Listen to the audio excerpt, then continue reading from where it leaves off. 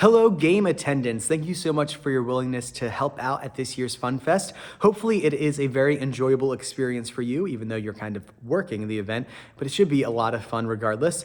There's a couple of things that you should know about before we get to the festival, and the main thing is how our tickets work. If you were here last year, or the year before, I believe, we're using the same ticket process, so it should be pretty simple. When somebody comes to play your game, they should have a ticket with them. They don't need a ticket if they just want to play the game for fun. But everyone, kids, teens, or adults, should have some sort of a ticket with them. And if they win the game, you can go ahead and hole punch whatever number is next on their card. And when they win 10 games, they'll be able to turn that in for a prize or enter it into our raffle for gift cards. So kids that are 12 and under, they will start with a white prize ticket. When they have this filled out, they'll go over to the prize tent and redeem it for their prizes, but they only can do that once.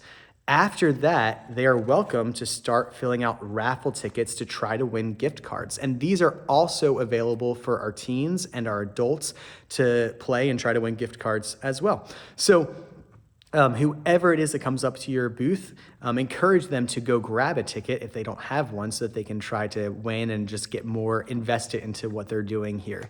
And yeah, one of the things that is really important as a game attendant is to try to figure out what's going to be challenging for whoever is playing your game, because we do want there to be a challenge element with the games without being too difficult. So if there's a preschooler that's playing, you probably want to keep it very simple, and you're probably going to, give them a hole punch no matter what.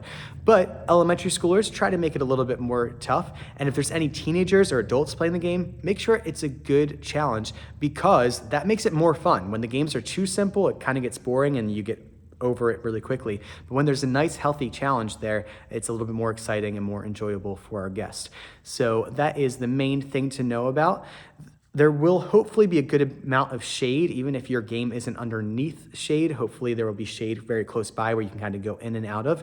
And if at any point in the festival you need a break, especially if you're working the entire festival, make sure that you take a break, go grab some food, walk around, just enjoy it for a little bit. There should be other people around to help fill in your spot. I have pretty much all of my musicians, when they're not up on the stage, they're going to be roaming around just asking you if you need any help. Pastor Mark is the main person. If there's anything that comes up that you need help with, or if you're really needing a break and you're not seeing anybody, find Pastor Mark and he will either help you out or find somebody who can take your spot, whatever is needed there.